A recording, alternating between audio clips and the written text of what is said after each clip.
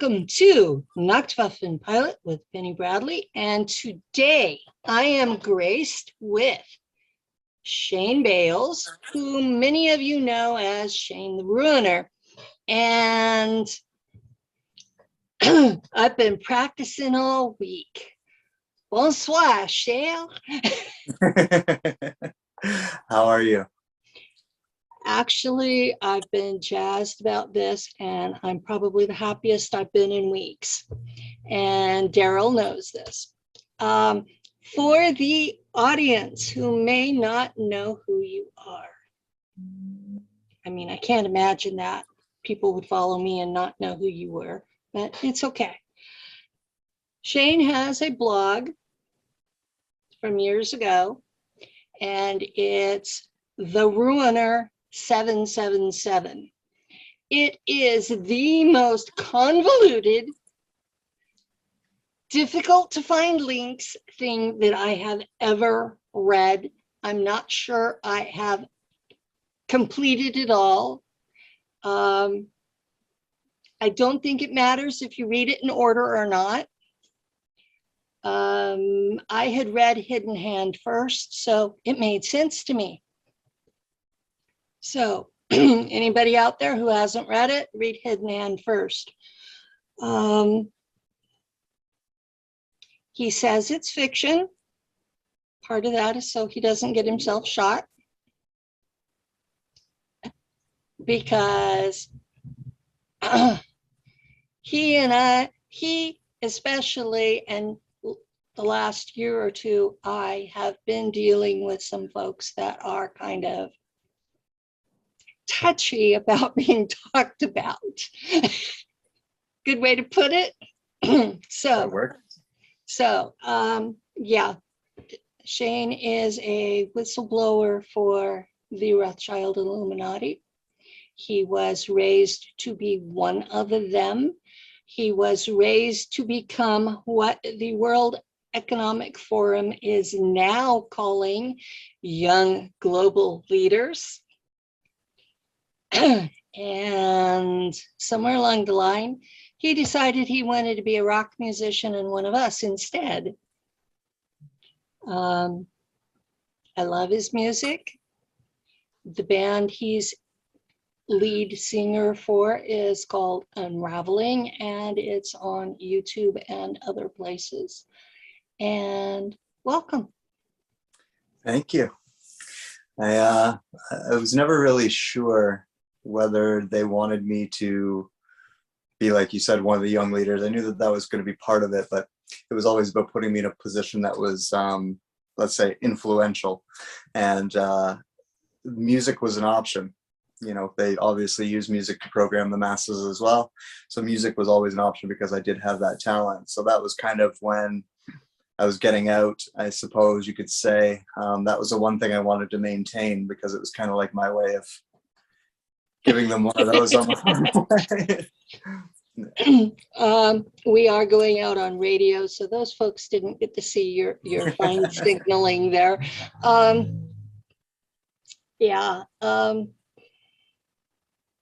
When I talk about that, I have also been involved with these people. Approximately a decade ago, I was contacted by a member of Dragon Court and asked if I wanted to learn all the stuff that I missed in public school. So somewhere along the line, all of the stuff he taught me, I reached the point where I'm sitting there and understanding what I'm reading instead of sitting there going, well, he's nuts, which is the reaction that you and I both get most of the time. So I met Shane online, not in person. In 2016, I was brought forward publicly by Jay Campbell and Decoders of Truth. And at that point, I was being shot at. And third time I got shot at over the course of a summer, I decided to go public. And Jay was who believed me. And a couple months later, he's like, Penny, Penny, Penny, Penny, you have to read this stuff. So yeah, that's, and I read through, I think it was all of your blog. I hope it was all of it. And then I sent you an email, and I tend to be kind of cryptic when I write. And I basically said, yeah, I read your stuff, and I think I'm what you call a Ripley, and I don't agree that we were in a deep underground military base, but the rest of the stuff makes sense, so I'm not going to fight you. And here it is, all these many years later, and I still can't prove you wrong. So I'm going to just let that ride. So. Well, I actually almost wore the t-shirt that one of my listeners had made for me that said proof in the results. Typically, that's kind of what I look for. I was raised through lies. You know, it was like every year I was basically being told, you know, everything we just told you for the last year, that's a lie. This is the truth. And then a year later, you know, everything we just told you was a lie. This is the truth. And after, you know, 26 years of that, I started to realize I can't really trust any of these fucking people to be actually telling me the truth. It took you that long? I'm exaggerating. You seem smarter than that. Basically, you know, the way that they would dangle carrots, right? Like they kind of, then every level, what I'm pointing out basically is that there's like the kind of the Richard Hoagland quote of the lie is different at every level. And that's the way they kind of do it, is they'll dangle a carrot of like let's say you're getting near the end of a program, the program director or something will come up and be like, you know, there's more to this than what we're telling you, right? Do you want to know? Do you want to know? Do you want to know? And then, you know, you want to know. So you end up finding out that a lot of what you were just shown was shown to you for a reason, and most of it was not a good reason. And this is the truth. And then that just keeps going on. So I you know, probably a lot younger than 26. 26 is when I finally got out. But you know, I could always just see how none of them even really know the truth. You know, like they're all just as compartmentalized. Every one of them believes what they're telling me. And there's always a bigger fish. There's always someone above them who knows more. And I just happen to be one of the few people who have lived to tell the tale of being able to meet the highest of them. And you know, live to tell the tale is one thing. Let's just say that there's things worse in life than death. And they have other ways to do things to people. But so far I still am here, and I know that I'm monitored because every time I speak out of line I get slapped, so to speak. And anytime I get slapped I make micro adjustments. I like to use language to still convey the truth, even if I can't say it directly. So I do have some, like, you know, solid rules, like not to name names and not to name locations. So I just skip that. They're details that aren't necessarily needed anyways when you're talking about a program as a whole. You know, whether it happened in Austin, Texas or Dallas, Texas doesn't really make a difference. It happened, right? So yeah, it's easy to circumvent I get that. I made the mistake of talking about the old gods, and suddenly I had friends being murdered in really obvious ways that they were being murdered, and it was because I was talking. So yes, I do very much get it. When I was younger, there was a lot more of that. There was a time when I was like 13 where I actually went to a family doctor and tried to blow the whistle, so to speak. And I got a lot of people in a lot of trouble, some of which was, you know, fatal. So I learned really early not to attempt that game. And even still, like, you know, I've had times where I've had to question whether or not it was something I said to somebody that resulted in a result for them. So yeah, I try to be careful, not necessarily for my own safety, but for other people's safety. Definitely my children and family and whatnot. I don't want them paying for shit that I do, right? Like it's a lot of what I've been working against. So yeah, it's difficult whenever you have to walk that tightrope. So Well, there's ways of doing it. Like I can talk about the concepts and ideas behind things without having to get into the particulars of them as well, and still share with people what I learned, from so and so without saying it came from so and so, right? So Yeah. I remember from the blog, you talked about being an assistant to one of the top diplomatic people from your youth. You never named who, and I'm not asking you to today, but you want to go into some of your adventures then, places you went. well, basically that particular individual, it came through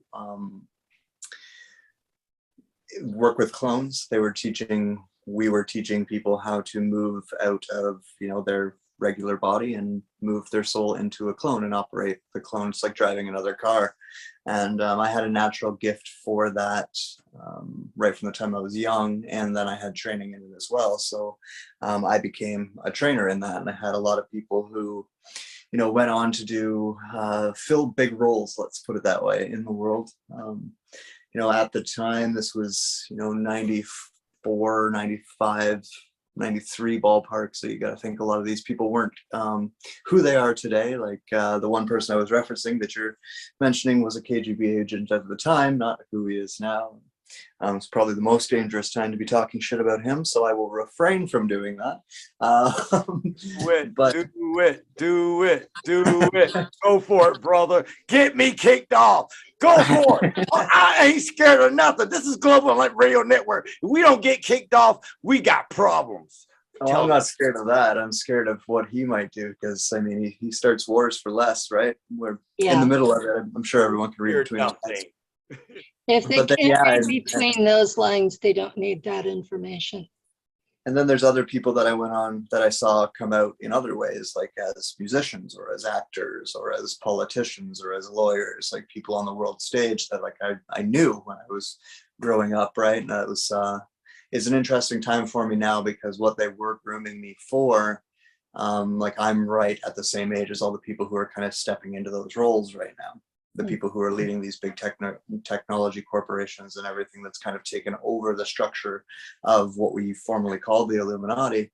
All of those people are the same age as I am and went through these things with me. And I have known a lot of them through it. So it's kind of interesting to watch this transition, I guess, because, in another life, I would have been part of it. Okay.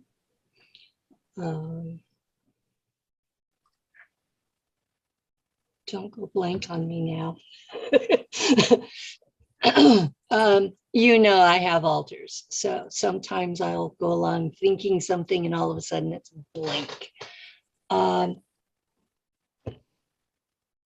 not doing as bad as last year. But okay, what I was going to ask you about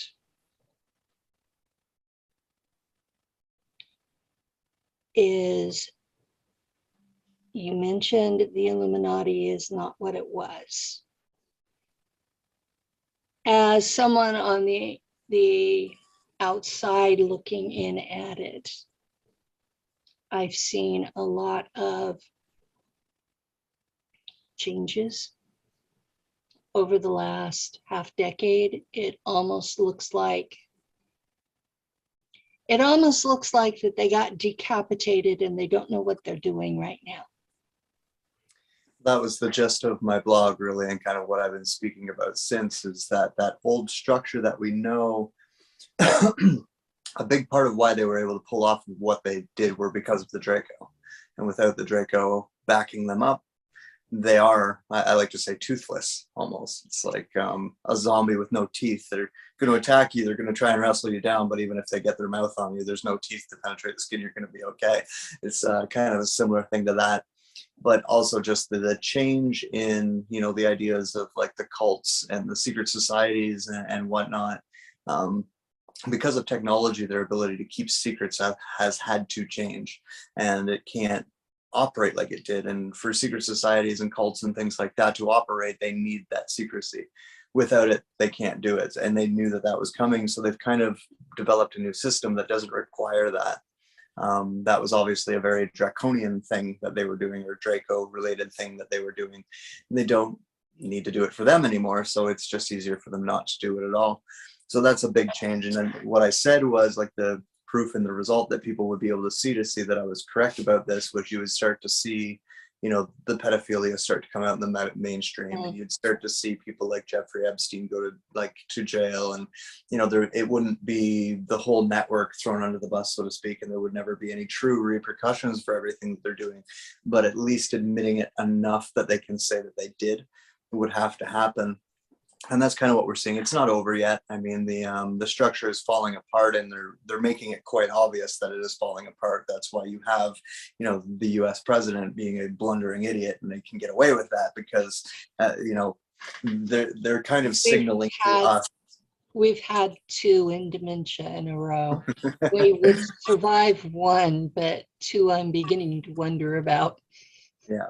And it's very much like a magician showing you their hand. They're kind of letting us know what they've been doing all this time in their backwards way, because they know they're burying that old structure. And this new one is going to be so tangled up in technology that it's going to be so hard to even notice. It's not going to be the same as like, why are they doing all these rituals? They don't need to do that kind of stuff anymore. They have technology to pull all of the same type of control off. So in that sense, it's, you know, the way that they play us is changing, and the way that they're using language is changing.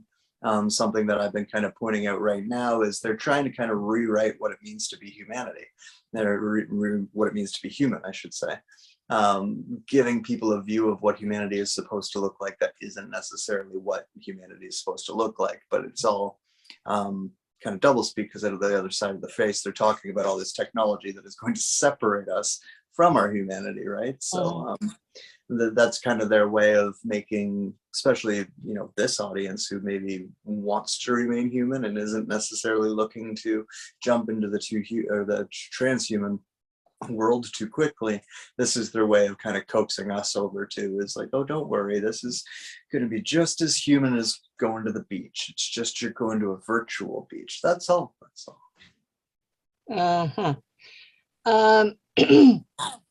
Having lived in a world where I was connected into a computer, whether actual or virtual, I would say my feet are firmly planted on the natural humanity side.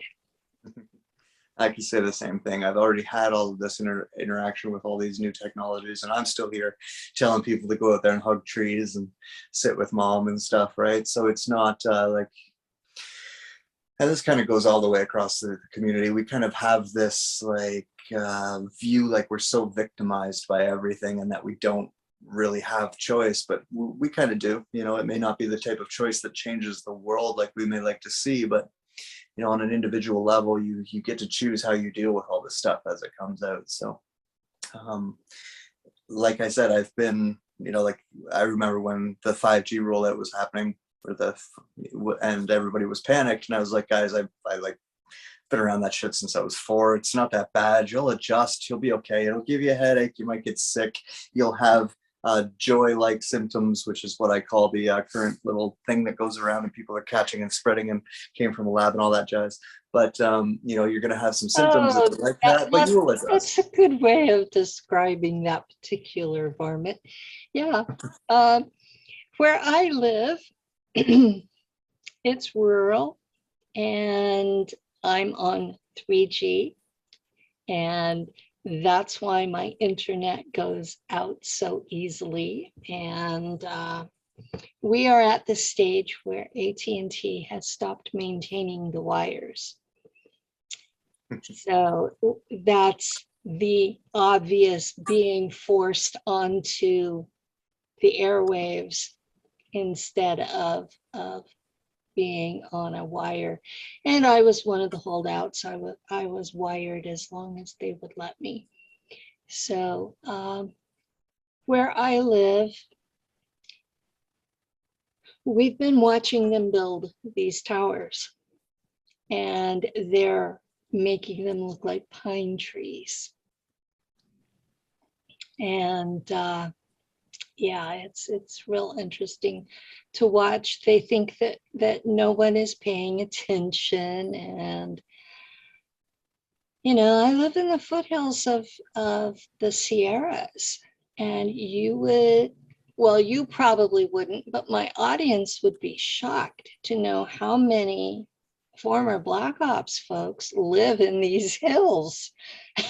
I go into town, and I head into the local Walmart to pick up a new t-shirt, and there's somebody that says, "Oh, I saw your show."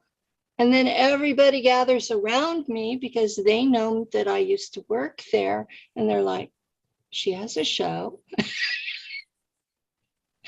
So yeah, I'm at that stage of the game. But yeah, there's a lot of people up here who are former Black Ops one way or the other, and a lot of former military. And this is a really rural area.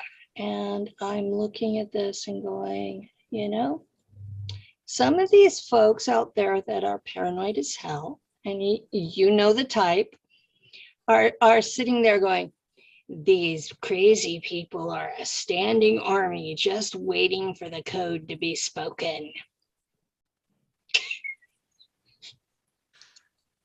Yeah, I see that grin. You have heard this. So how true is that? Well, I mean, yeah, I've always heard the argument that, the humans won't shoot at humans. They won't, the military would never turn on the citizens. But unfortunately, they're underestimating the type of technology that's out there to, control people to do things that they don't necessarily want to or mean to do.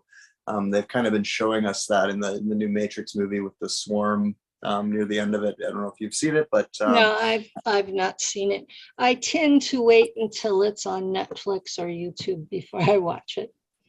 fair enough, but it kind of shows that the machine then has the ability to basically take over everybody who's plugged into it. And they call it the swarm, which is funny because I look into technology a lot, and there's this big push right now in swarm technology as well, or swarm robotics, which is if you imagine exactly what it sounds like, a swarm of robots that work on a hive mind type system and operate all as a whole. Well, they learned that through doing that to humans through all the programs and stuff like that, right? So yeah.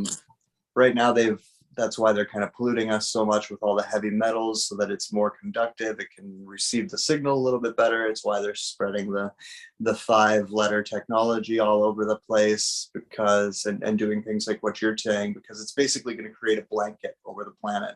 If you just picture a literal Wi-Fi blanket all over the planet, and between Elon's satellites and all the 5G networks, they're going to have that very soon.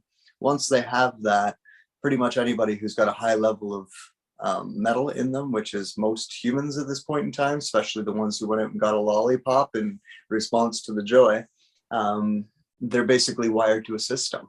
And they're not, I'm not speaking out of school. Like I said, I follow tech magazines, and this is coming out in tech magazines, how we are basically going to become Wi-Fi generators and generate internet. So just imagine what that means. And then, there are other plans involving things like Neuralink. If they're telling you that they can put a microchip in your brain that will allow you to control a computer, then they're also telling you that they can control your brain with a computer. So, yeah, they are. Yeah. And being the subversive person that I am, I will slide in at this point that the B vitamin, known as lecithin, is a chelation agent and will help remove some of those heavy metals if that's the road you wish to take. Metal.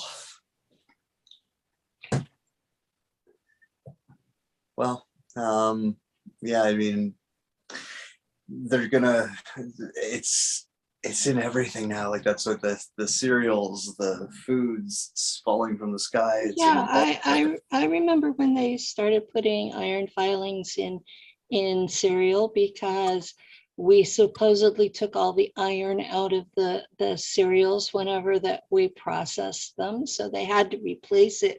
And instead of doing it with electrolyte iron, they did it with iron filings. Yeah, I've been around a while. So Yeah. if you've been paying attention all along, you know this, and you know that the proper word to find out what's dropping from the sky, if you're going to do a Google search, it has to be called stratospheric ejections. You can't use the common parlance or they make fun of you. So it's shocking. Chemtrails, you go, you look, do a Google search, you find all of these really insulting, make fun of you sites. You put in stratospheric injection and you get .gov, .military, and it's the same damn thing. So, yeah. They are masters at perverting language and making, you know, making us think that they're saying something other than they are. And what I've been really kind of impressed with lately is I'm like, especially, you know, the Elon Musks of the world, they're more or less telling you the truth. They're just saying it in such a word soup that most people aren't realizing it. They think that they're talking crazy, but he's telling people the truth. We're going to hook you up with computers. He is, and he says, and this is not a good thing, and you need to stop us. And then he turns around and invests in it, and you're going, what the fuck does this man think he's doing? And instead of worrying about the dichotomy, I'm like, he's trying to clear his conscience by warning you ahead of time, stop me, please. Yeah, that's basically exactly how they've always worked. You know, that's why they put the truth out in fiction. That's why they, you know, will post Freemason symbols all over every town in every part of the world. They don't, as much as they call it a secret, as much as they say it's an occult, they've been kind of rubbing it at everyone's faces all along. It's just a matter of whether or not you are willing to pay attention. It is actually a leap in responsibility to go, fuck, they're actually messing with us. You know what I mean? Where it's much easier to go, oh, this can't be real. They wouldn't do that. I mean, why would they do that? You know what it would take to get them to, you know what they would have to do? Like, all those excuses are way easier than going, damn, they're really in control of us and we fall for this stuff and we eat it up like, you know, like it's candy, because it is quite literally candy. Yeah, it is. When was it that I first realized that the government was not telling us the truth and that there were people behind it? I was probably junior high. And since I'm a generation older than you are, that mine was based on the JFK assassination, which was a coup d'etat, and the war in Vietnam, which was based on a complete fiction. And hearing the stories of relatives who came back and we're talking about that they were ordered, well, take this hill, and they would have the hill at great losses. And then they'd say, well, we've been ordered downhill. And then they would have to take the same hill the next week. And I started paying attention and thought, you know, that sounds like they're deliberately killing these guys. And when you start thinking in those terms, when you're 12, 13, 14, you never quite fit in. My whole education was backwards because, like, I was being taught the truth and then being told, now go to school and learn how we lie to them. Right? So I would literally like be sitting in public school classes watching kids learn, realizing that they're learning a bunch of lies deliberately, that it's meant to mind control them. So needless to say, I didn't have a lot of friends because I couldn't relate to other kids in any way, because I knew that they were being lied to. And, I couldn't listen to all the banter about whatever, even by the time high school came around, like whatever, like, oh, you learned something really cool and exciting in history class. Tell me all about it. Oh yeah, none of that happened. None of that happened the way that they're telling you that it happened. Oh, there's World War II. Oh yeah, that's a big bunch of lies. Look at all that nonsense, right? And it was really difficult to relate to people, but it also helped me to kind of develop a sense of empathy and compassion towards people, because I know how heavily they've been lied to at the same time. But yeah, for me, it was one of the first things that kind of happened in the world that finally gave me something to point to. Between the ages of 15 to 19, I had a specific handler, and she was very high up, and I used to have to go to meetings with her all the time. And a lot of those meetings would happen in like unused Masonic lodges, like the more higher level Mason lodges. Basically, if you're a Mason, you can travel from like city to city, town to town, and stay at these lodges. It's kind of like a dorm in a way. Like you can set up meetings there as long as you're one of them, whatever. So any given Freemason lodge can be used by a bunch of different groups for whatever reason. And we used to use them on occasion just to have our little meetings. And in many of them, I kept seeing these full-scale models of New York City with two planes stuck in the World Trade Center.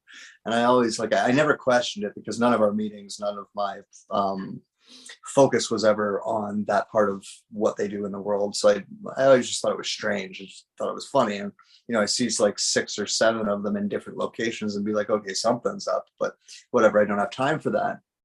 And then I remember waking up that day. I was in my regular life doing overnight work at a grocery store. So I had,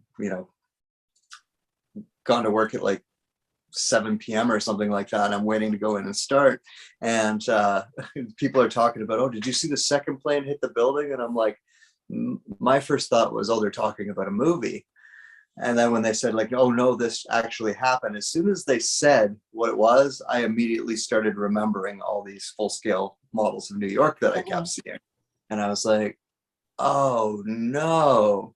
And that was so for me, that was the one that really made me realize the power that they had over the public, how they could like do something so blatantly, obviously on purpose, and yeah, I was watching the Americans celebrate being American. It's like, you guys, if you only knew what this signifies and where this is about to start leading the world, which was my focus at the time, was the plans that they had to start to basically get us to now. And I knew that it involved basically some type of legislature, some type of legality that would allow them to spy on people. And so as soon as that went on, like I was like, Patriot Act, Homeland Security, all this stuff that came later in my mind, like right from the minute I was like, oh, this is how they pull it off. And then of course I watched over the next few months as they unrolled the Patriot Act, they did all of that. And I had a very similar experience in 2020 when I was like, I wonder when they're going to finally do whatever it is they're going to finally do to get this next ball of the reset started. And then in 2020, in January, I was contacted by another Illuminati type, and he was in a flat ass panic. He said, I never thought they would actually do it. I never thought they would actually do it. My blah, blah, blah, blah, blah, released it himself. And I'm like, really? And he says, oh, and your bloodline, so you should never catch it. And I'm like, I see. And he says, we modified it on purpose so that it wouldn't touch us. And I'm like, okay. And then I started doing the patent search, because every virus that has a lollipop, as you called it, there's a patent on it. And you can track those, and you can track who owns them, and you can track the step before, because there are, oh God, what is it they call it? Addition of function, something like that. Gain of function. The gain of function. At each gain of function, they have to repatent it. And you can track those back to the original patient. And the particular Joy, I believe you called it,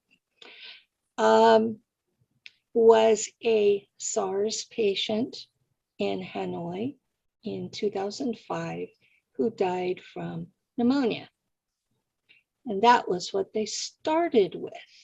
And then I'm setting it up, I'm putting them together, blunk, blunk, blunk, blunk, blunk, and I'm suddenly inundated with David Icke fans who are telling me there's no such thing.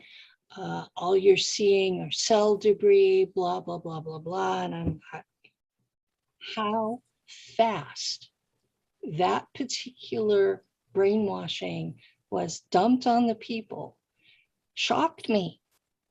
It was in less than a week, the entire truther community had bought into that. That was a complete, total shock. Now, I went to college, San Diego State University. I was microbiology, chemistry, pre-med. So I was trained in this shit. I knew what I was looking for. And I'm listening to all of these people tell me this stuff that's absolute fucking crap. I blocked a bunch of them because they were so rude. I mean, I don't get rid of people for disagreeing with me. I mean, we've been friends for years. I get rid of people who are nasty about it, Fair. So, but yeah, it was a really hard thing for me. And by April that year, I was like, fuck it. They want to think that it's 4 or 5G. They want to think it's cell debris. They want to think it's not real.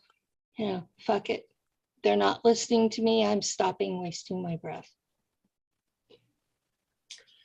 Well, I thought it was funny because I do remember people saying that it was designed not to go after, bloodline members, basically not to go after the Illuminati, but they've all got it. They were all like the first people to catch it. So that's clearly hilarious. That's clearly not what went on. Well, I haven't caught it. I had H1N1 in January. And I was tested, so it wasn't the current mess. It was the big, scary bird flu. I drank too much last year sometime and went into work the next morning, and I had to get tested for my job, and I tested positive. I thought I had a hangover. I went back home and I was fine. The hangover went away, and 3 days later I was still fine. So I called work and they were like, well, come in and do another test. So I went in and I was negative, which apparently isn't possible. So, I mean, the whole thing is just, I've also been pointing out, I've been rewatching the X-Files, and like the first 5 seasons, they're doing PCR tests in every episode. And this is another thing the truther community goes like, oh, the graphene, the PCR test, it's going to kill you. It's this, it's that. Guys, they've been doing PCR tests forever. This is not new. Well, it's new to you. And like this method of using it. We had them when I was a child, only they were testing for strep throat. Mm-hmm. They test for genetic variability. If you were going to get a paternity test, you're technically doing a PCR test. Right. So it's people, even in this community, there's still a certain amount of like confirmation bias that people get caught up in. Like I said, even in this community, it's been kind of a dangerous thing for, especially people like yourself and people who probably in this audience who, have memories and have experiences with things that there's also a bunch of charlatans out there talking about, right? So this community obviously is not perfect, but it likes to think of itself as if it is at times, and that was one of the joy, and its rollout was definitely a good example of that, because you did see, very much like the whole QAnon thing, you did see a bunch of people get behind it 100%. This is going to happen, this is going to happen, this is going to happen. But once again, guys, proof is in the result. If there's no result, then it probably didn't really happen, right? Like Yeah, you can go on any radio talk show you want to. You can get anyone to interview you, and you can tell the world that Donald Trump is dead. But if he shows up on TV the next day, you lied. Yeah, exactly.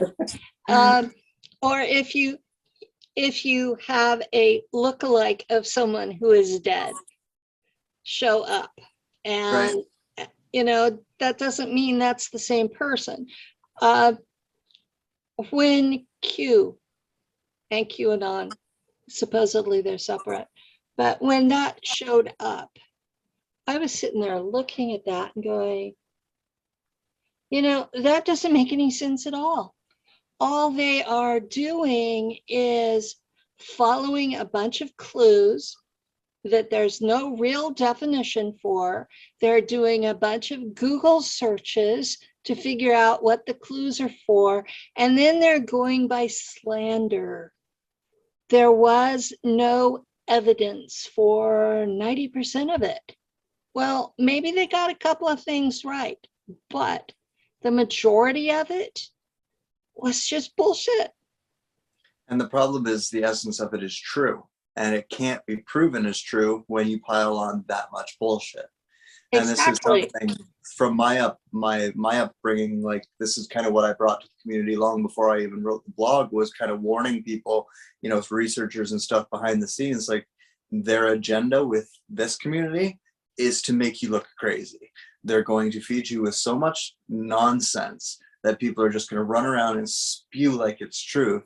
And the next thing you know, anybody who does like maybe get it in their head, maybe the government's lying to me. Oh, I'm going to go look into this. Oh, look at this community of other people who believe that. Oh shit, they're crazy. Okay, never mind. Obviously, they're not lying to me, right? And that is the normal person when they get confronted with this type of information. Unfortunately, that's also the majority. So we do have a responsibility within this community to make that not happen. There's also a issue of the standard population is not taught how to critically think anymore. They're not taught how to think at all. They're taught the opposite of that. They push in schools to lead with emotion. Your feelings, your feelings, your feelings.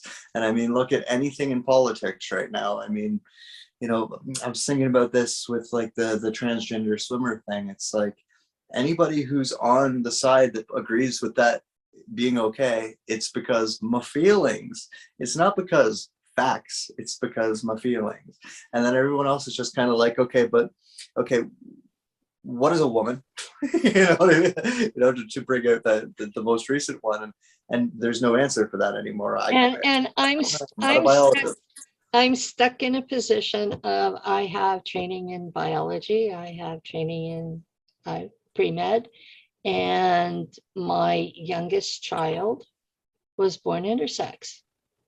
So we did have that family discussion of what is gender and how do you know, and at what point do you decide which?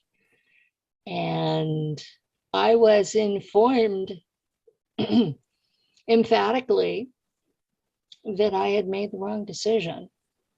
And I had to live with the anger of that particular child.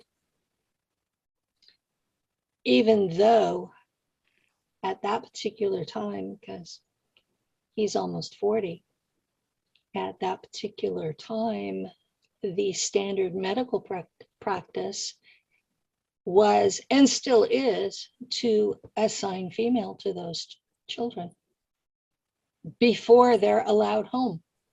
They're never allowed to leave the hospital until gender has been assigned.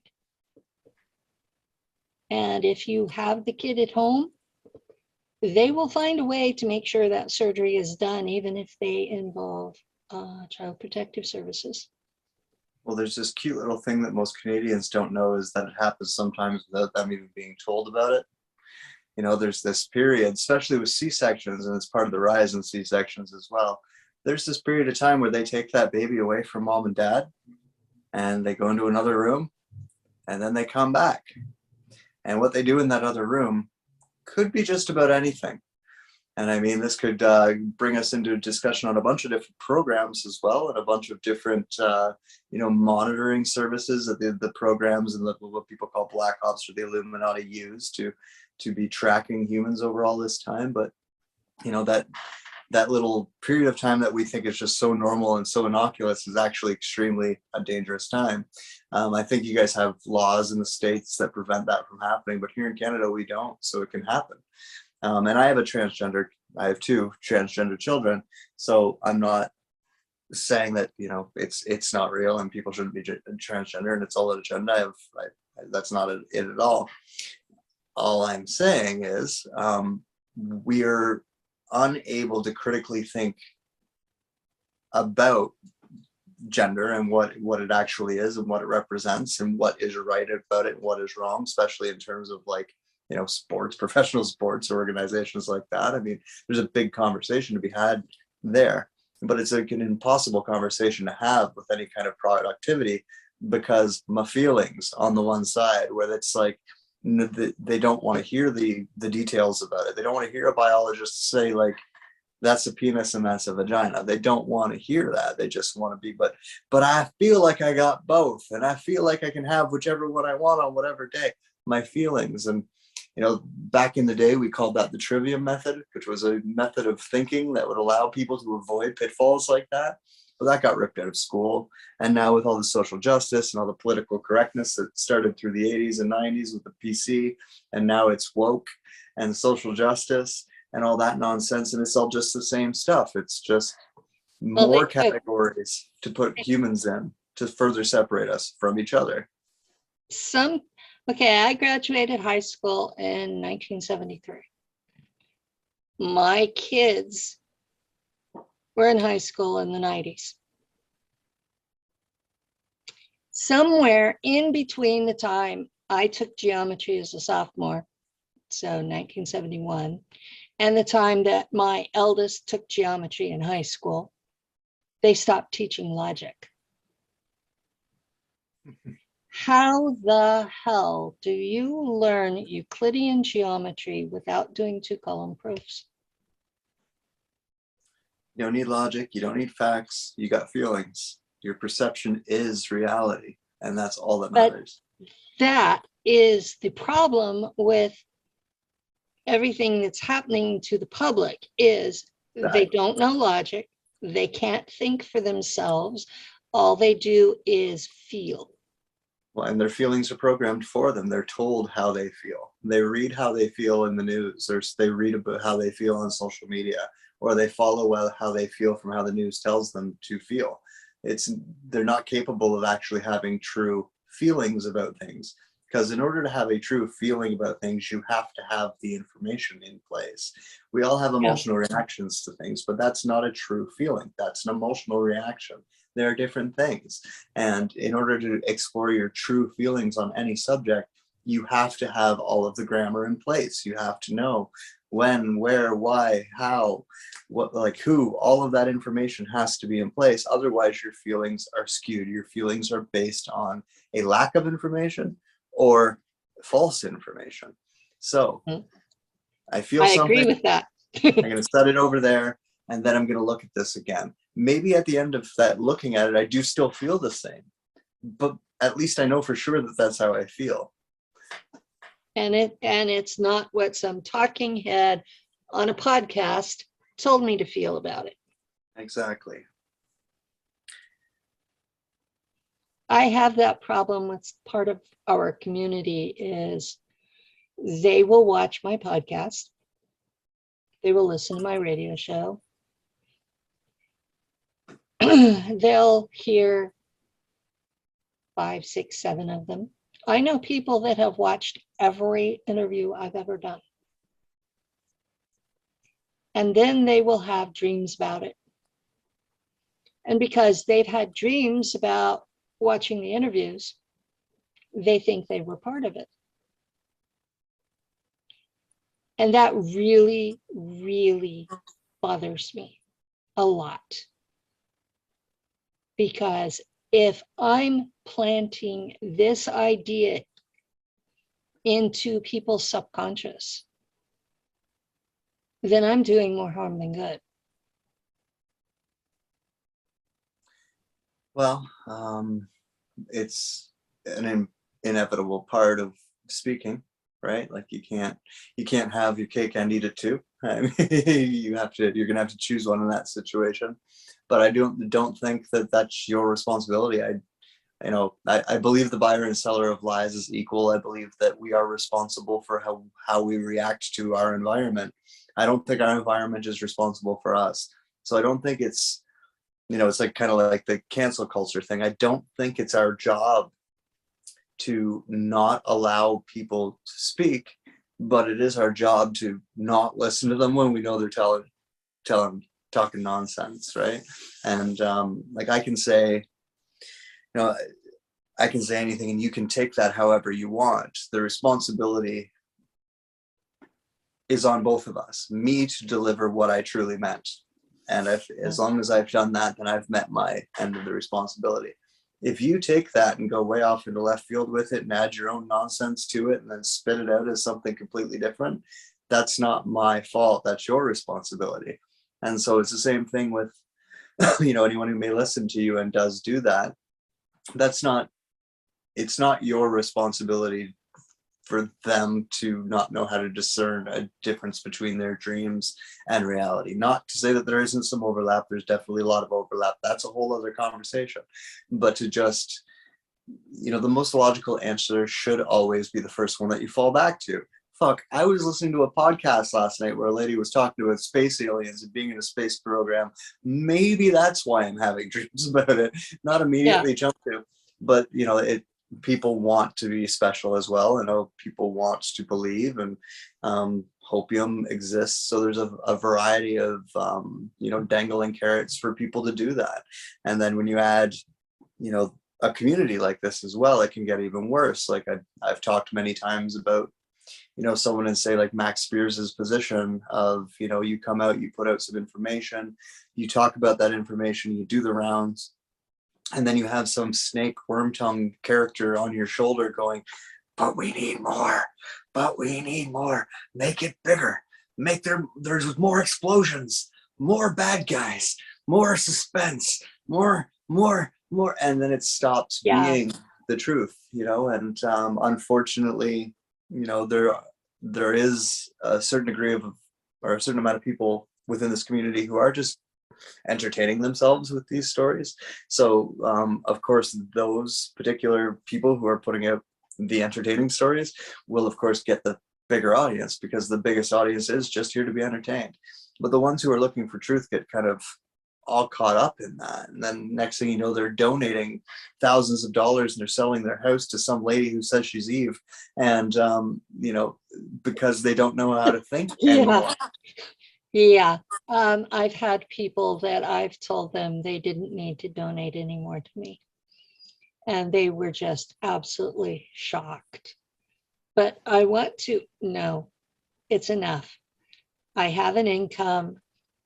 You helped me with this expense I needed. That's enough. And people are just shocked when you do that. There's also a difference between delivering information and making promises. Like you're not telling anyone that I've ever seen, and I've never seen you once tell everyone you're going to save the earth. You know what I mean? So there's a difference. No, I'm not out here to save the earth. I am not out here to be a messiah or be a sacrifice for the planet or become the next deity. No. Yeah, me either. I mean, it would be fun, but I don't think so. They kill those people. no, they only kill those people if they're telling the truth. That's the thing.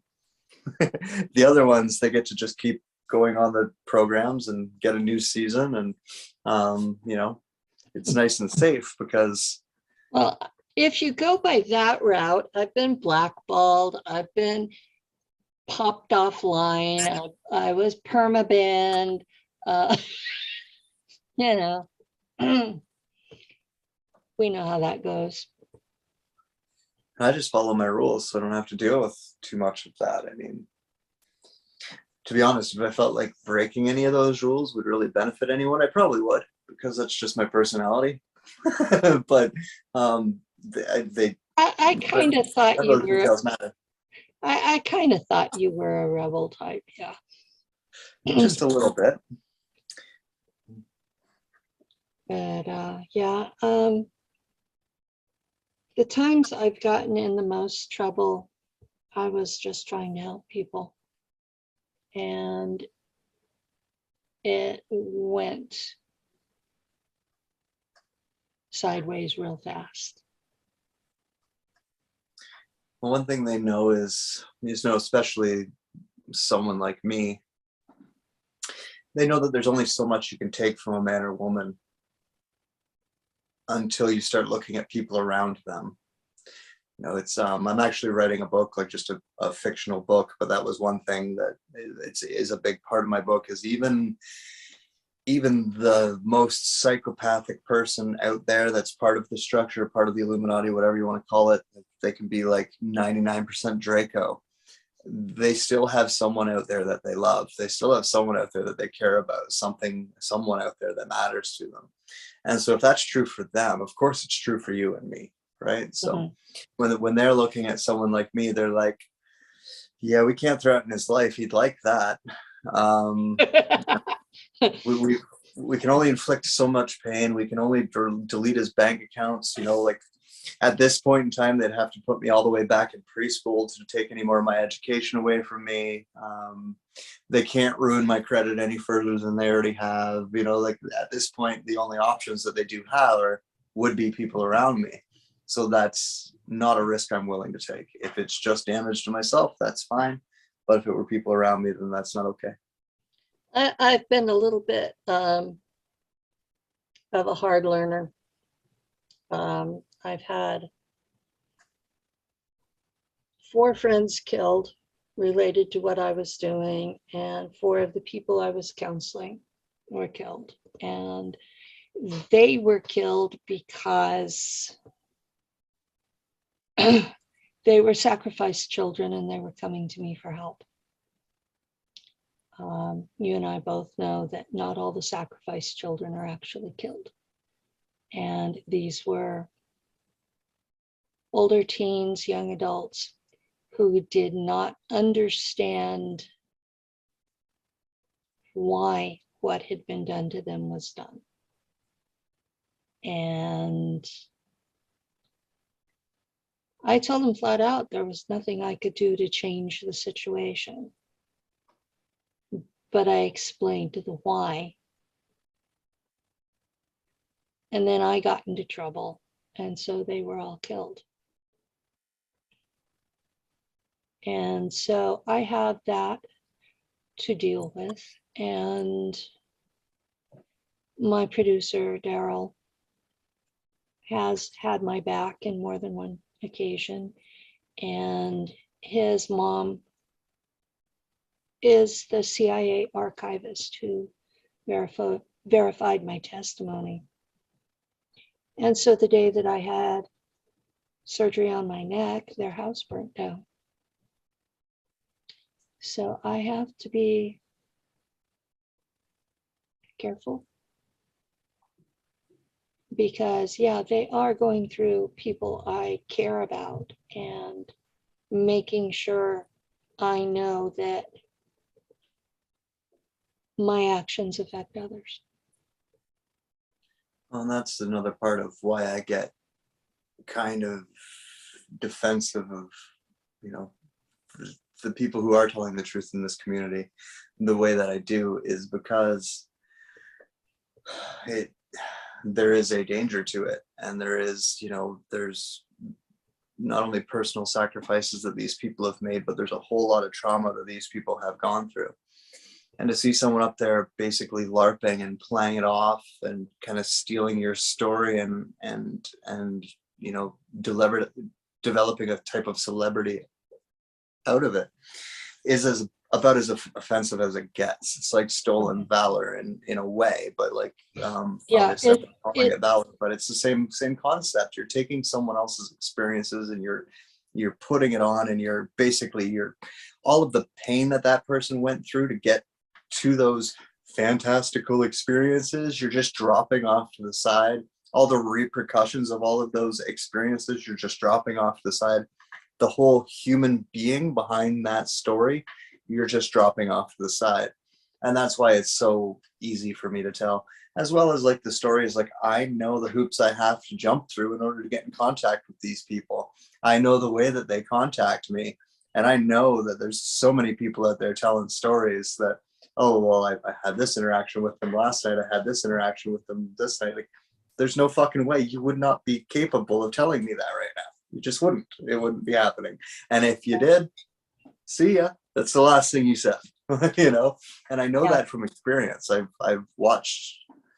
I have scars to prove it. Let's put it that way. I know what happens when you get out of the line. Well, you've watched me long enough to know that I'm just sort of stumbling my way through this, and I came forward because I was being shot at, and I've been telling basically the same story the whole time. I've been uploading my older interviews to Rumble because YouTube has become hostile to the community. And I don't blame them, because there's an awful lot of misinformation out there. But I figured, you know, I'm not going to keep all my eggs in one basket anymore. And I've been watching some of those early interviews I did, and I'm stumbling over words and I'm freaking out while I'm talking, but I'm telling the same story I'm still telling now. And I think that matters. You know, from my perspective, I've reintegrated more altars. So the memories are with the altars. So more details of the same story, but it's still the same story. And no, I never considered myself a hero in it. I'm out there as slave labor and doing a job that nobody should be doing. That's the bottom line, is none of this should have happened, right? So why would we want to glorify it? You know? My whole thing is I want the kids to stop being kidnapped. Now, whether it was in space, as I recall, or if it was in a underground base, as you recall, Doesn't matter. Doesn't matter. Kids are still being kidnapped. And that's what I want stopped. And that's why I'm public. That, and I have this fear that if I stop being public, I'll get shot at again. I actually said something to a family member who questioned me on what they didn't know all this stuff. Obviously, it's the other side of my family, the adopted side, so they have no, you know, frame of reference for everything. And they heard me talk about it through one of these interviews, and they were just like, "What the fuck?" Like, you know. But yeah, you know, it's just one of those things where if you are, you know, telling the truth in this way, then you don't want that from it, you know. Like you do want to, your goal isn't to be the person who gets written into history for the telling the truth. Your goal is to make all this stuff stop, right? And so Yeah. like, and so what I said to them was like, even if every word of what I said were a lie, if someone were to believe it well enough that they looked into people and found out what they're doing with the kids, good enough. You know what I mean? Like, good enough. Maybe it's not that they're sending them to outer space. They don't have to be. They're doing something, and whatever that something is, they shouldn't be doing it. So let's stop arguing over what exactly they're doing and just realize that they should not be taking these kids for any reason. There should not be this, you know, millions of children abused in this way. It just shouldn't happen. Well, there's a whole spectrum of abuse. It's the organ trade, adrenochrome, sex trade, regular slavery, plus whatever it is they're actually doing to us. It's an entire spectrum, and it starts with aborted babies and goes to elders dying of cancer. It's outrageous. When you start digging into it and find the evidence, it's just completely fucking insane. Well, they did such a good job on the public when it came to the idea of slavery. Okay, yeah, great. We abolished slavery in the United States. There's more slaves on the planet now than there was then. There's more slaves in the United States now than there were then. Exactly. We didn't solve much. You know, it's like people are looking at it in terms of color and the race thing so strongly that they're not seeing slavery is slavery. All these new categories that they keep developing and telling us we're supposed to care about so much do more harm than good. They are not solving anything. And they're, what's most ironic about it is it's going to be one of those things where it's going to get so muddy so fast that it's just going to become one new thing, where it's like all of this crossing lines, blurring lines between different cultures and different races and different ethnicities and all of that stuff, even the blur between sexes, is going to result in there just being one group, like a one language, like a one race, like a one, because there's no other place for this to go. Isn't that the plan? And that is exactly the plan, exactly. And this is why it works, is because they don't sell it to us like it's that. They sell it to us in ways that we want it. And they do that with our community as well, with you know, like the blue avian sphere being type hopiums that they put out there. Mm-hmm. That's exactly what they're doing, is they're giving us what we want. And the more we get it, the more we develop a trust in whatever that organization is giving us what we want. And then that way, when the end result comes along, we forget all the steps that we took to get there. And that's what this wokeism and social justice and everything is doing to the world right now. That's what we're in the process of, is eventually this all breaks down to the point where there is no difference between you and I. And this goes back into, you know, the one you lived through with the LSD movement, the hippie movement, the we are all one, man, and the like moral solipsism that comes along with that way of looking at things. You know what that ended up being? The girls went along with the free love movement, and they ended up with babies that their fathers wouldn't claim them because, well, she slept with everybody. Yep. So they raised these girls that they told not to trust men. So now you've got that generation hating men because the first generation was fooled by the movement. Yep. And so it's just this constant pendulum swing where every generation goes the other direction from the one before it. The best version of it is what they do with you guys' president. You know, it's like every 4 years, every 8 years, whatever it ends up being, you guys swap it out. But what people forget is, and this is what the deep state is all those people who stay at their jobs when, when Donald Trump stops being president, it's not like all of the government is replaced by Biden people. That's not how it works. All those other people are there through Bush, through Obama, through Trump, through Biden. They're going to be there when Trump gets back. They're going to be there when, whoever goes in after that. All those people are going to stay the same. It's really just that poster boy who changes. So once again, tell me how much control Donald Trump had. Tell me how great he was. Tell me how he was going to drain the swamp. Tell me he wasn't just like the rest of them. I'll wait. Okay. The first president that I have personal memory of was JFK. And once he was shot, I have not seen significant change from administration to administration since. It has been a continuing steamroller. The biggest change was after 9/11. And the Patriot Act was rolled out within 2 weeks. And that was this monster, convoluted mess of a law. And I sat there and looked at it and looked at it and looked at it. And I said, this is the biggest power grab in my entire life. And I had Republicans tell me, but the Democrats, yeah.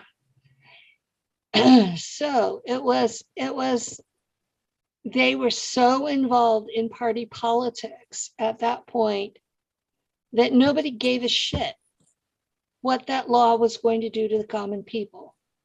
And I have watched Americans lose freedom after freedom after freedom after freedom. And the only reason that we're not locked into our homes all the time now is because we have guns. And they have tested going door to door and taking guns away from people, and nothing was done to them about it. I mean, they had the Jade exercises through Texas and Southern California, and nobody did anything. At Katrina, they went through and disarmed the survivors of the hurricane. They went through, I believe it was Boston. They had people locked into their homes while they went door to door looking for a bomber. It's been one bullshit thing after another ever since. Yep. And it's not over anytime soon. Oh no, it's not over. What I see happening, not tomorrow, not next year, but sometime in the next decade or two, I see a restoration of feudalism. In 1066, when William the Conqueror took over England, he instituted feudalism in Normandy, Brittany, and England. And that in that particular case, the king owned everything, including the people. And you only had what you had at his pleasure. And when I heard the guy at Davos, I can't remember what his name was, but when he said, you will own nothing and you will be happy, that was what popped into my head, was William the Bastard's feudalism. It is, and exactly I can call him that because I'm descended from him. That is exactly what it is. And yeah, it's like I said, back around the time I wrote the blog, the big hubbub there was disclosure and the event. And there was going to be something big that was going to cause, all of this to happen. And of course, our community was saying all these people were going to go to jail and there's going to be mass arrests and mass hangings in the streets and all that. But one way or another, something big was supposed to happen, and it was just supposed to change everything. And I was like trying to, the most friendly way as I could, word, guys, that's not the way changes work. It's going to be gradual. It's going to be step by step. And the way that they're going to do it is they're going to start rolling out things that we like an example right now, currently, they're dropping this anti-racism bill in Canada. Sounds fucking fantastic. I don't think we should be racist. Therefore, anti-racism sounds great.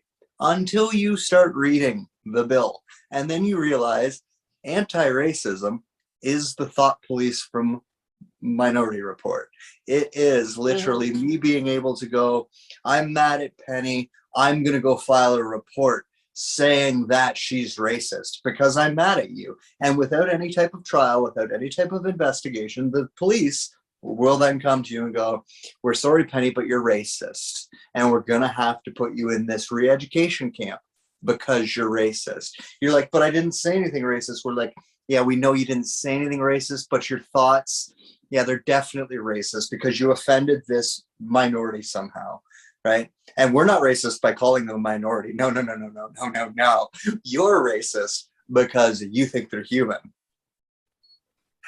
And that's, but that's the way that it will work. Anti-racism sounds great. The fine print, not so much. It's the same thing as our cell phones. It was great until we realized, fuck, this thing's listening to me all the time. This thing's following me everywhere. I don't have one. Right? But that's another example. And this is exactly what they're going to keep doing. They're going to be, they can even listen to our community and be like, oh, well, what do they want? They want free energy. Okay, let's give them some free energy. Right?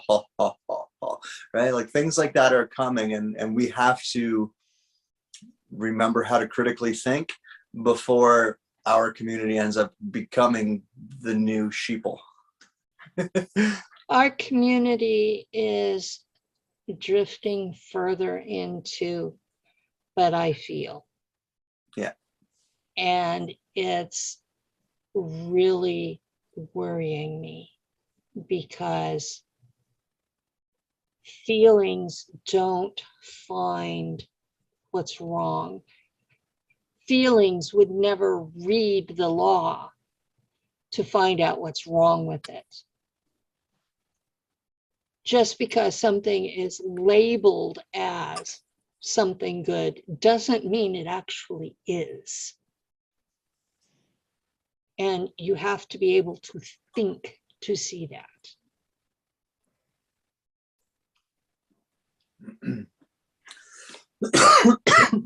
GMO free with extra soy.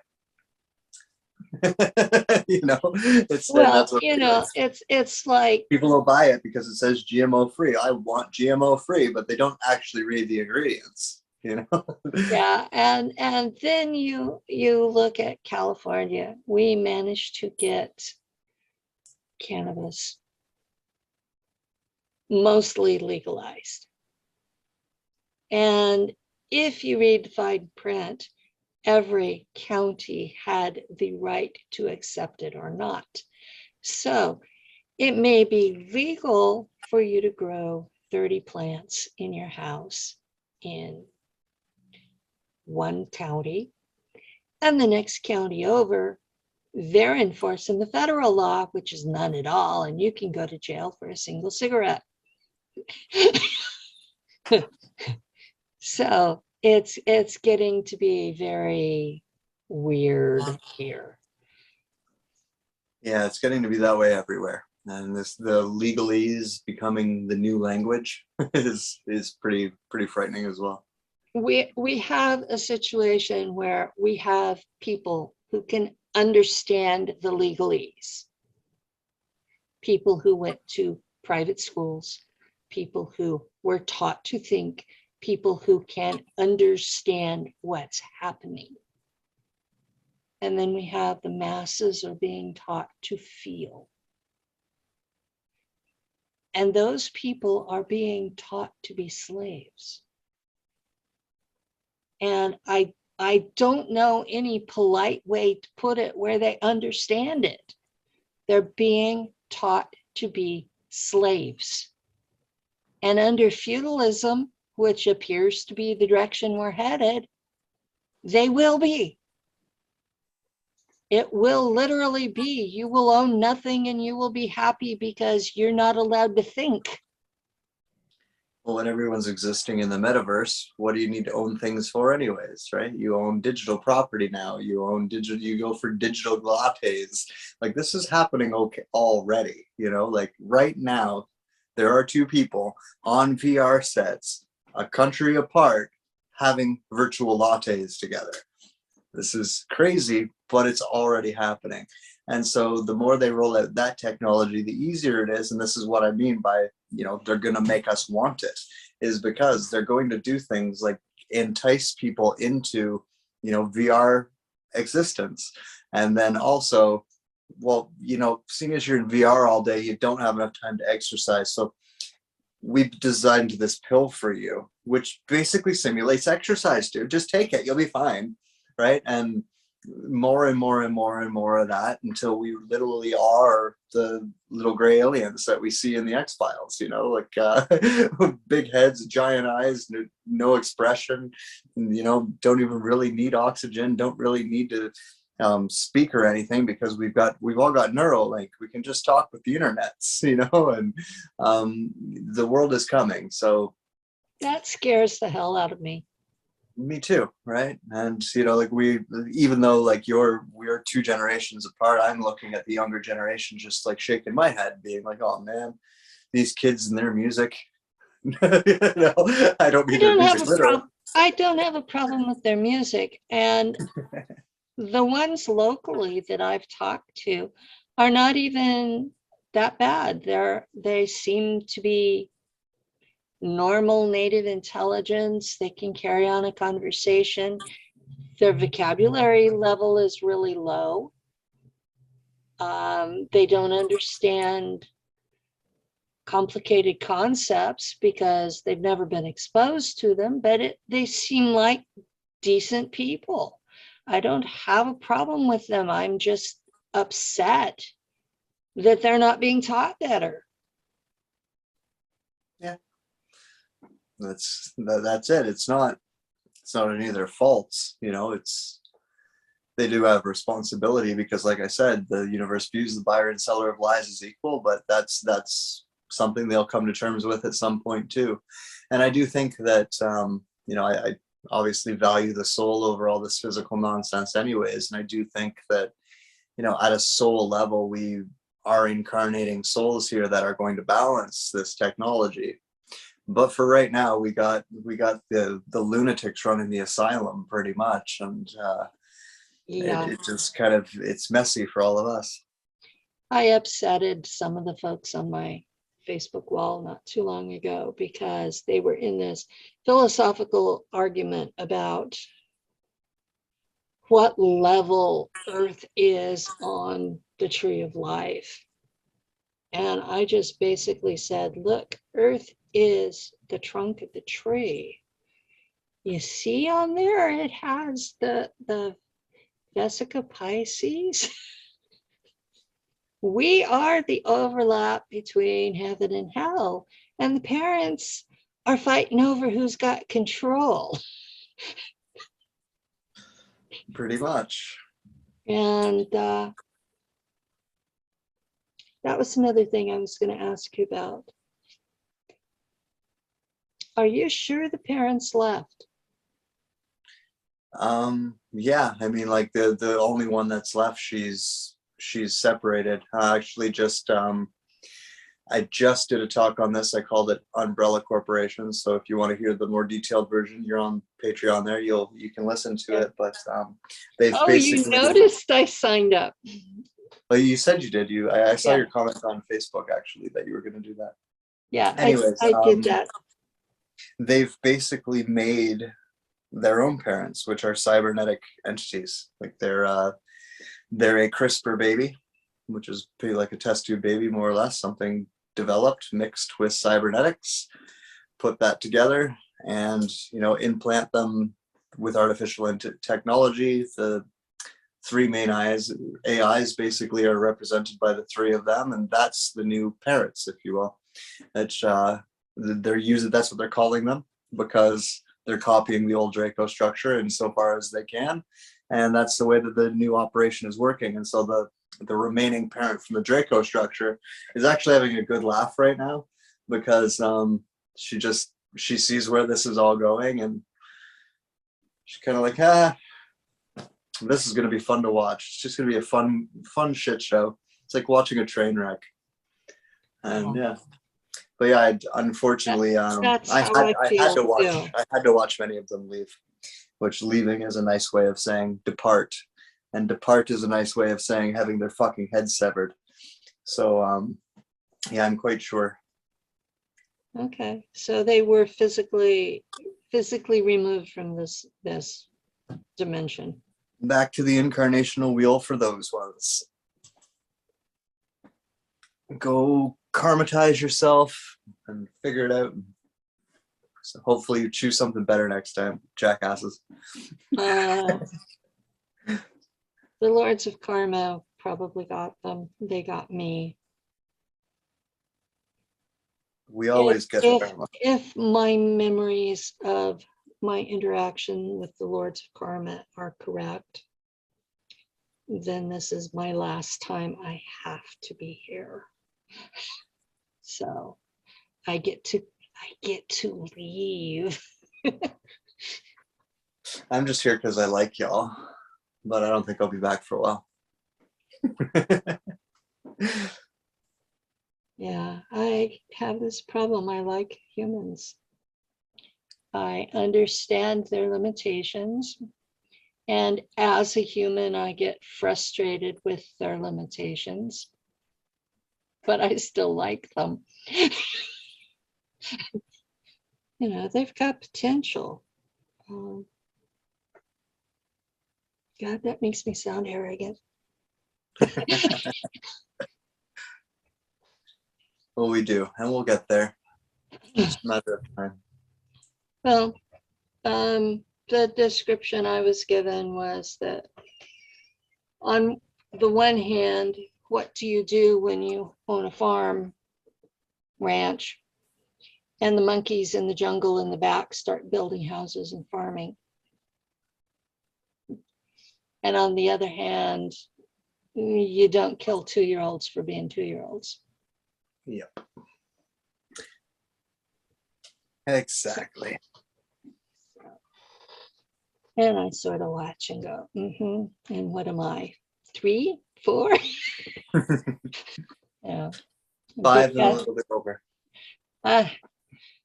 Okay, 5 and a little bit over. I sit back and watch and go, You don't need to do that one. And then, oops, I fucked up too. So yeah.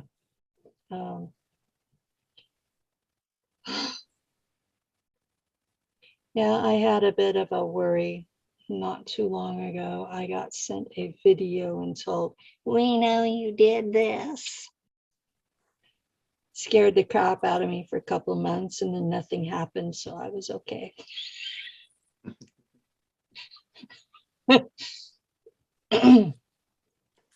Thankfully, I've been pretty brutally honest about what I've done. I don't have anyone, and there's nothing out there people can blackmail me with, because I would be too easy. I'd be too quick to admit that I did it. Oh, I admit I did it. I'm not admitting publicly what I did, at least not at this point, but there are some things that I'm safer the longer the public doesn't know. Understood. I have been shot with energy weapons. I have been threatened by normals. I've had people show up at my house. So far, they've been nice people, but still the thought that a stranger could find me in this little rural area was a little bit disturbing. A very small world these days with all this technology. And when I started off, I was rather naive and innocent and didn't take the precautions I do now. So it may have been a good thing that Facebook permabanned me, because they deleted a lot of things. I mean, they still have it. We know this. They have kept everything, but it's not out there for Joe Blow to find easily.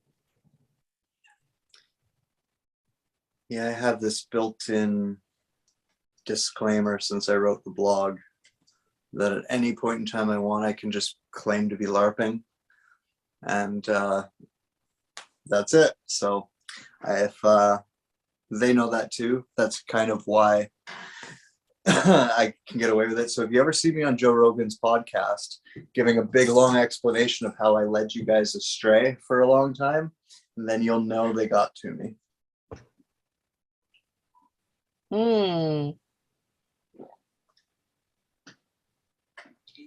I see. So we have approximately 20 minutes or so. So don't forget to plug your Patreon.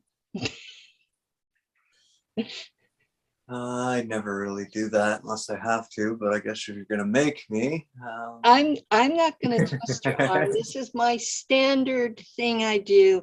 At the end of the show, I let people plug their stuff. Or well, I have a Patreon channel. shamelessly plug it because, you know. I have a Patreon channel where I do monthly conversations like one I had with Penny here with various people, usually 4 to 5 of those a month. I do film commentary where I talk about the esoteric qualities of various movies. The way that would work is you could listen to me on YouTube on one screen while you watch the movie on another one, and it'll be just like a regular director's commentary, except for it's my voice telling you what you're seeing. So those are a lot of fun because it's a little bit interactive in that way. I broadcast them live, but I think most people watch them after the fact because it's a little bit easier. They can, sit down on their own time and do it. And then I do kind of live streams that are usually themed along with the movies that we've watched. So say, I'll give this month as an example. I did 3 parts on the Zack Snyder remake of Justice League. It's just full of they show you what Draco looked like. They show you a lot of stuff that they normally have never shown in movies before in that movie. So I broke it down into 3 parts, and we did a 3-part of that. And then I did 2 streams following it that were kind of like the follow-up to it. One based on the Draco, and the other one, which I mentioned earlier, called Umbrella Corporation, which is more about this new version of the Illuminati. I don't want to call them the new Illuminati because I don't want to meme them, but at the same time, that's a good way for you guys to understand what I'm talking about. So that's kind of what I do each month on Patreon. And then I also have a website also called The Rebels Advocate that offers, I can do like 1 hour, I call them flow sessions, where you guys can ask me whatever you want. We can just kind of talk. I have been a professional therapist, so I'm offering what I call metaphysical support, because legally I'm not allowed to call myself a therapist online. So I call it metaphysical support, but it's basically cheap therapy. And then I have a magic class, which is something I've designed on my own that can teach you how to use magic, how to become a magician, how to be the magician that you actually already are. And it also couples as self-psychotherapy. It will also help work out, give you a mechanism or a tool set to perform therapy on yourself and help you work through your own trauma. And something I've kind of developed after years of teaching in various ways of just kind of combined them all together. So best way to find it is either through Facebook on the Rebels Advocate page, which I think is at Shane Sedore, or on Instagram at _rebels_advocate_. You'll find a page there and a link tree where you can find all of that, all of those sites. My Patreon. Another thing I do on Patreon is I have a book basically that I'm writing on Patreon. The way I describe it is if a book is a movie, then what I'm writing is a Netflix series, because it's potentially never ending and it's just going to keep snowballing until you all think I'm crazy. But that's also on Patreon. And yeah, that's kind of what I'm doing right now. It's a little bit easier because I can speak a lot more freely on Patreon because they know there's a paywall there, so they know that the people who are listening to me are paying to listen to me. It's a little bit different than the it going out to the public. They see that currency exchange as significant, Go figure.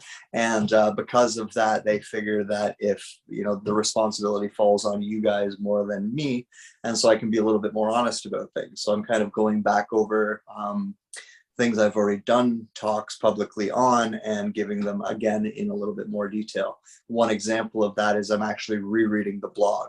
So going through entry by entry, I read it on camera for you guys, and then I go back to the beginning and I kind of reread it while explain it, what I was thinking, any backstory to it, separating any facts from fiction, because there is some fiction in there that needed to be there, or me just not naming things what they're supposed to be named, things like that. So I correct any of that stuff. So that's another level of honesty I can offer people. And then also people like the flow sessions or the 1 hour free session, because you can ask me anything you want and I will be way too honest with you, because it's not public, it's not being recorded, and I can get away with that. So yes, the not public, not being recorded. I like those. When I was doing counseling, I did it by text because I was shifting altars so much. And I had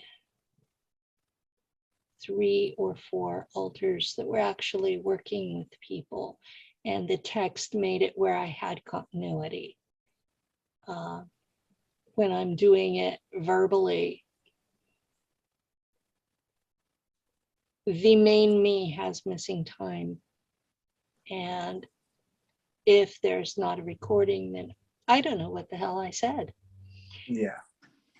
Last year, I was having a really hard time with that. Yeah, I had read Saint Germain's book. Oops. Saint Germain has only written one book that's definitively his, the Most Holy Trina Sophia. And it is a ritual designed to connect you with your higher self. My higher self's a committee. Yes, I professionally, well, actually just before I started the Patreon, and part of what led to it, because I was working for, I guess I shouldn't name the hospital, but a hospital here in Toronto working with people who have DID. It was a contract position. I'd typically be called in if they thought that there was some type of cult involvement, but that's the above board. I've also obviously the blog was written for a bunch of people that I knew from programs, projects, and cults. It wasn't written for the alternative community. You guys kind of found it after I had already started writing it. So I have been kind of working on people's, various type of altars, which is called DID by the general public. I've been working on general public calls it schizophrenia. Well, multiple personality disorder, people still think it is, but it's dissociative identity disorder now. And that's because they put it on a bigger spectrum. But all that aside, I've been doing that type of work, both, the mainstream world, if you will, and the occult world for at least 20 years now. So that's what I say, the metaphysical support and therapy would also include any type of deprogramming people need. I can work through altars with people if they want any type of higher energy work that they may need, as anything like that. That's the metaphysical side of it, just kind of blanketed it all together. Mm-hmm. But yeah, kind of putting all of those skills together in one basket for people is, I'm really enjoying it, because a lot of the skills involved, I've kind of shut off over the years and have kind of been not using. And I don't know, it's in some ways challenging, but it's also kind of exciting, because right now, because of doing this work with people, I've kind of got them all turned back on, and the world just looks so much different to me. But I'm adjusting. Yeah, what I've been doing is soul fragment retrieval with Lou, because he's an Iroquois shaman, and then doing shadow work. And I've reintegrated 32 altars. It's not easy.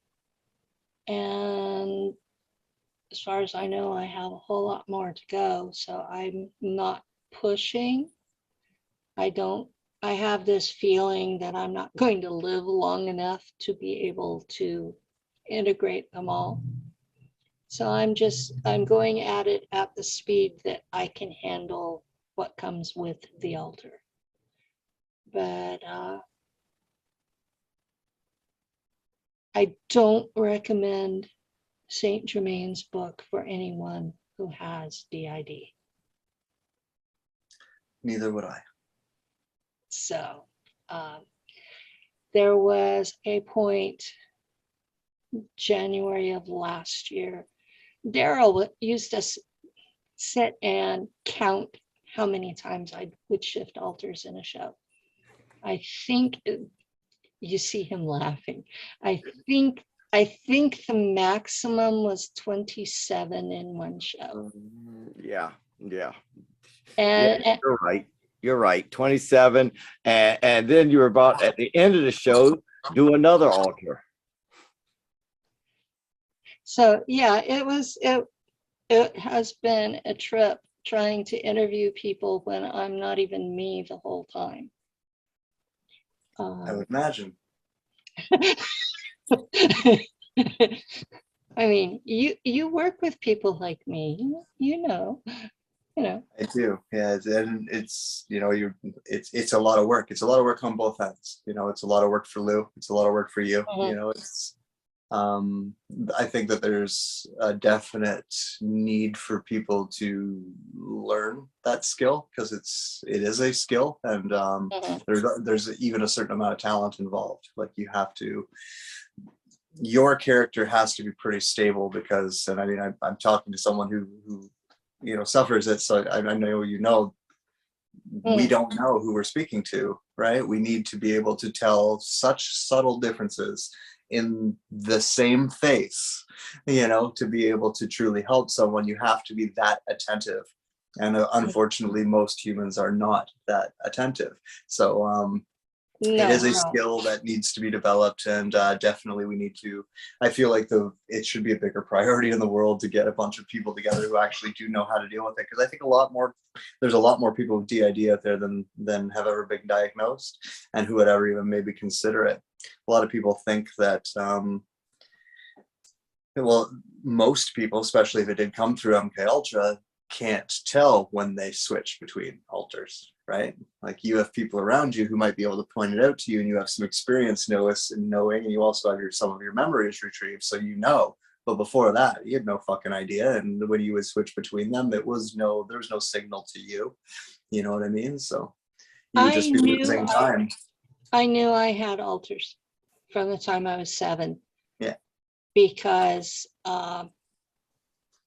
my experience had been when I was 4, but when I was 7, my father got angry at me and locked me into a closet.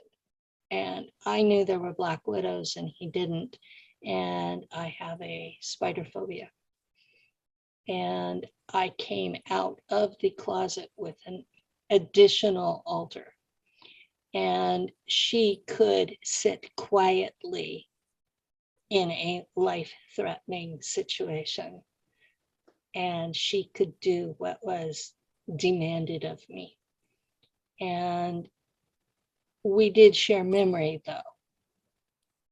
So I was aware I was switching throughout elementary school, high school. I knew I was damaged all along. But at that point, they had not talked about DID. They came out with the movie The Three Faces of Eve and treated it like it was something weird that never happened. So if it did happen to you, you were weird and not treatable. And I've had doctors that didn't know what they were doing. Just basically drug me into oblivion. where I couldn't function at all simply because they thought I was depressed. So I'm looking at this and going, what the hell do they do to people who actually are depressed? You know? Well, multiple personality disorder had developed such a stigma that that's why they came up with the phrase, or the title of dissociative identity disorder, was to try and bring some legitimacy back to it, because there was a long time there through the 80s and even early 90s where people, like most doctors and psychologists, were saying that it didn't exist. It was just people seeking attention. And that was Yeah. right when Dr. Cameron was getting busted in Montreal for running MK Ultra experiments. Go figure, right? Yeah. So yeah. Yeah, Dr. Cameron was one of those people that, okay, my ex-husband was a mafia hitman. I have not been shy about this. He had a policy that if you actually injured innocent people on purpose, that you should be used as a test dummy for car safety. That was his idea of justice. So there are times I agree with him, and Dr. Cameron should have been one of the test dummies. And his son and all the other people who worked for him. Yeah. That was another example of what they do, is like Dr. Cameron took all the rap, but there was probably a dozen of them doing it all out of that same school. Oh yeah. You never have one perp operating alone. Nope. Never. And another thing they do is they turn victims into perps. Yep. It's they actually played that out in the comic book with Batman and Joker and Robin, where one of the Robins turned into a Joker. Yeah. That would have been seriously fucked up. Because of an MK Ultra like experience, traumatic experience. Yeah. But anyways, comics. What I found is that a lot of fiction contains disclosure of real things. It's where you can get away with it. Yeah. We Yeah. just lost an author who did a lot, who probably told us more truth about magic and witchcraft and things that go bump in the night than anybody else ever has. Yeah, that's the way that they've been getting away with it all this time, is by putting it out in fiction, and then nobody questions it.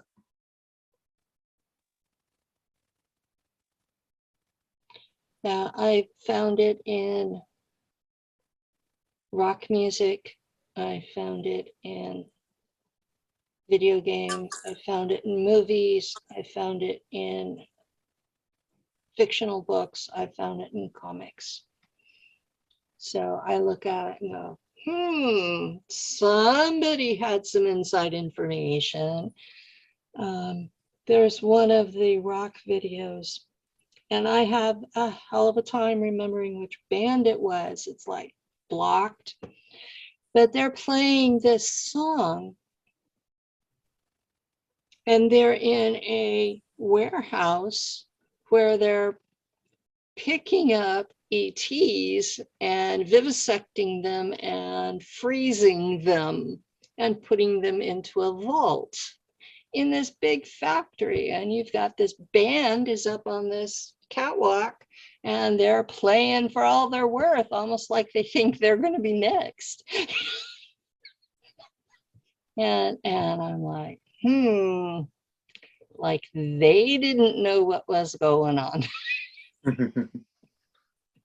Yeah, at the end of the day, we can't say they didn't tell us, because they have. They just didn't go on the national news and do it the way that it would have been appropriate.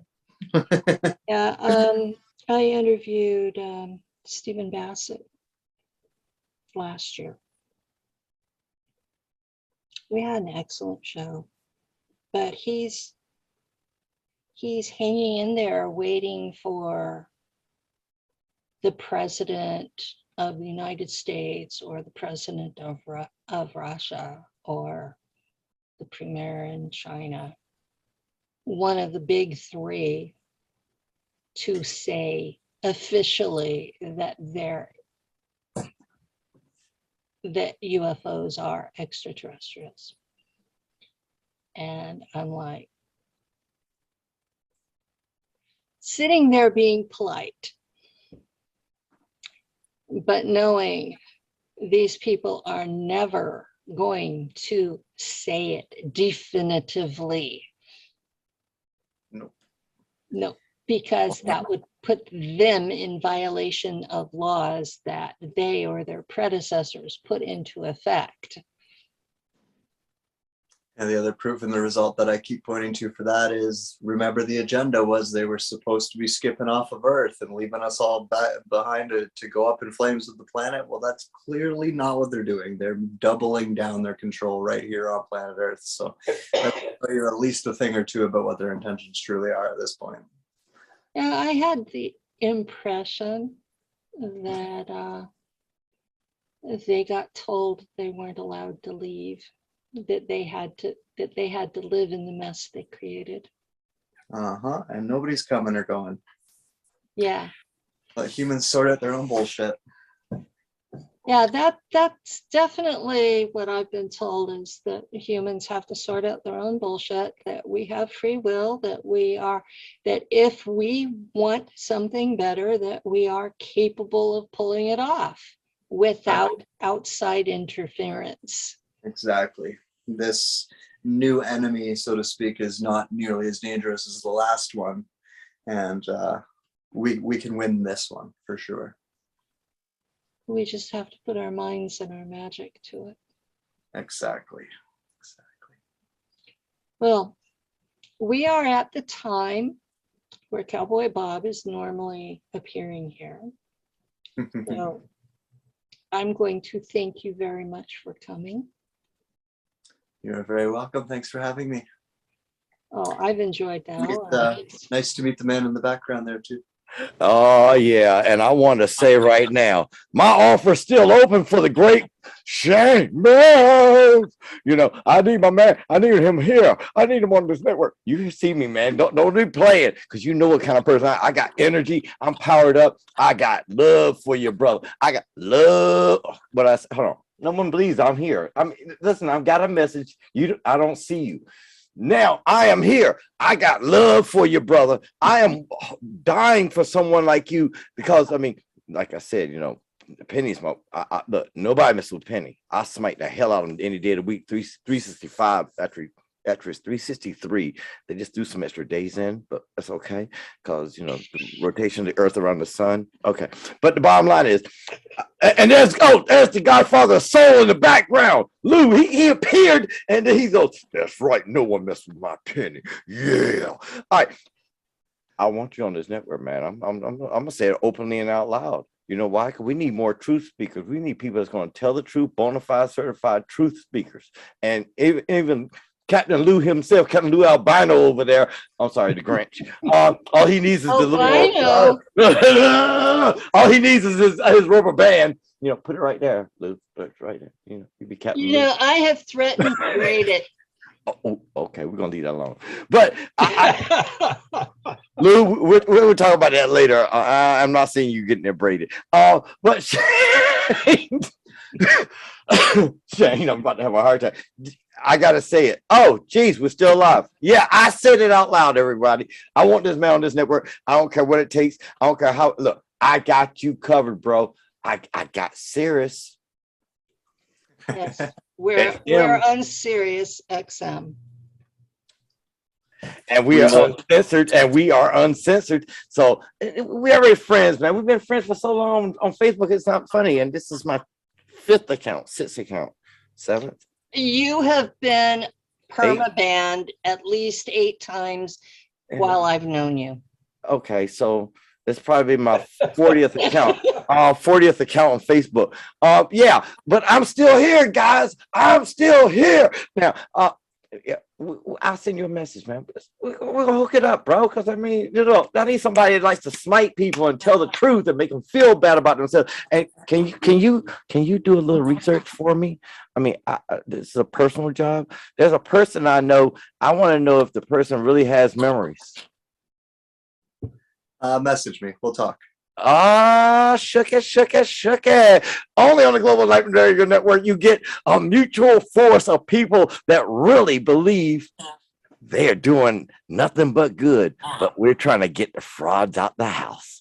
All the frauds out there, y'all better step back and get worried, because I'm bringing a whole team together of researchers that are going to sit back and figure out if you're lying or you're just faking. Well, thank you to the audience for listening. Good night. Night, guys.